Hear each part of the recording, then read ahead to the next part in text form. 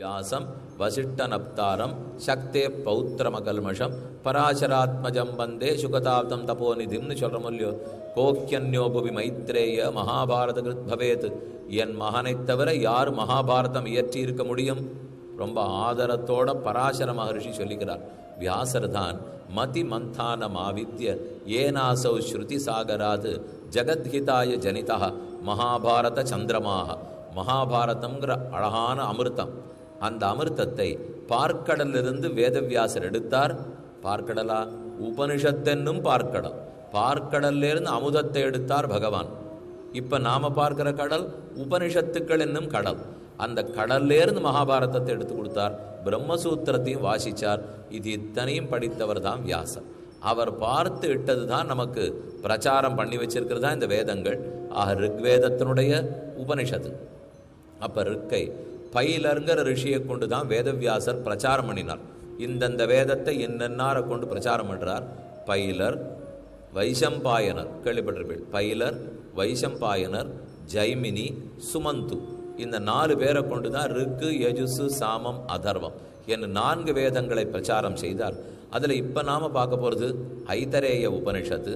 அதில் பிராமண பாகத்திலே 5 ஆரண்யகங்கள், 1, 2, 3, 4, 5, மொத்தம் 5 ஆரண்யகங்கள். அதில் பிரசித்தமாக எல்லா ஆரண்யத்துக்கும் உரை எழுதப்படவில்லை. எல்லா ஆச்சாரியர்களுமே ஒரு சிலத்துக்கு உரை எழுதி உள்ளார்கள். நாம் இப்போ அந்த உரை இருக்கிற பாகத்துக்கு தான் பார்க்க போகிறோம், முழுவதுமாக பார்க்க போவதில்லை.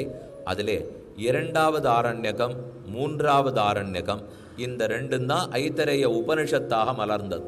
அதாவது ரிக்வேதத்தில் இருக்கிற ஆரண்யகம், அந்த இருக்கிறதுல ஐதரேய பாகம்.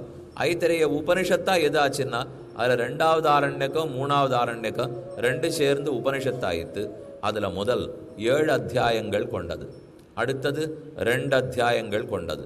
அந்த 7 அத்தியாயங்களுக்குள்ளே 8, 4, 7, 3, 1, 1, 1 என்ன அதற்குள்ள இருக்கிற பிரிவுகள். அடுத்ததுல 2 அத்தியாயங்களுக்குள் 6, 6 என்ன பிரிஞ்சிருக்கு.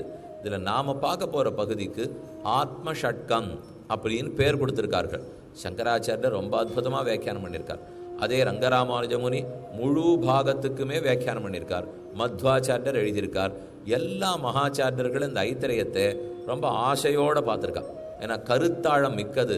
நாம் எப்படி பிறக்கிறோம், நாம் எப்படி இருக்கோம், வாழ்க்கை எப்படி வாழணும், நம்ம கண்ணு காது மூக்க வச்சுன்னு என்ன செய்ய வேண்டும், இதெல்லாம் சொல்ல வந்தது தான் இந்த உபனிஷத்து. அதன் முதல் பாகம் பார்ப்போம். ஆத்மாவா இதம் ஏக ஏவ அக்ர ஆசீத் நான்யத் கிஞ்சன மிஷத். ந அந்நத் கிஞ்சன மிஷத், வேறு வியாபரிக்கக்கூடியது எதுவும் கிடையாது. நிமிஷ மிஷத்து கஞ்சி மிட்டதுன்னு அர்த்தம்.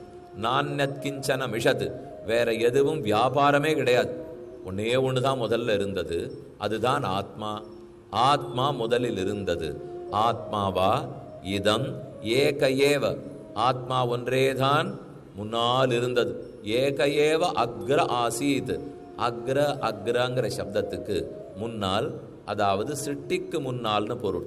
இந்த வாக்கியம் நீங்கள் அடிக்கடி கேள்விப்பட்டிருப்பீள். சதேவ சௌமிய இதம் அக்ர ஆசீத் ஏகமேவ அத்விதீயம். இதை ஸ்வேதகேதுவுக்கு உத்தாலகர் தகப்பனார். அந்த தகப்பனார்கிட்ட தான் போய் எல்லாம் தான் குருகுலவாசம் முடிச்சுட்டு வந்த அப்புறம் பிள்ளை நிற்கிறான். அவனை பார்த்து இவர் பேச ஆரம்பிக்கிறார். சதேவ, இது இத்தனையும் சிருஷ்டிக்கு முன்னால் எப்படி இருந்தது தெரியுமோ? பிரளய காலத்தில் சத்தாகவே இருந்தது, ஒன்றாகவே இருந்தது, 2வது கிடையாது. சதேவ சௌமிய இதம் அக்ர ஆசீத் என்று சொல்லுகிறார். அந்த அக்ரேன்னு சொன்னாலே முன்னால்னு அர்த்தம். முன்னால்னா சிருஷ்டிக்கு முன்னால். பிரளய காலத்தில் எப்படி இருந்தது? ஏகமேவ ஆசீத், ஒன்றாகவே இருந்தது. ஆத்மாவா இதம் ஏக ஏவ அக்ர ஆசீத், ஆத்மாவாகவே இருந்ததுங்கிறது.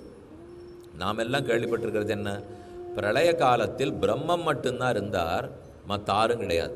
இது நாம கேள்விப்பட்டிருக்கிறது. ஆனால் இங்கே என்ன தெரியுமா சொல்றது?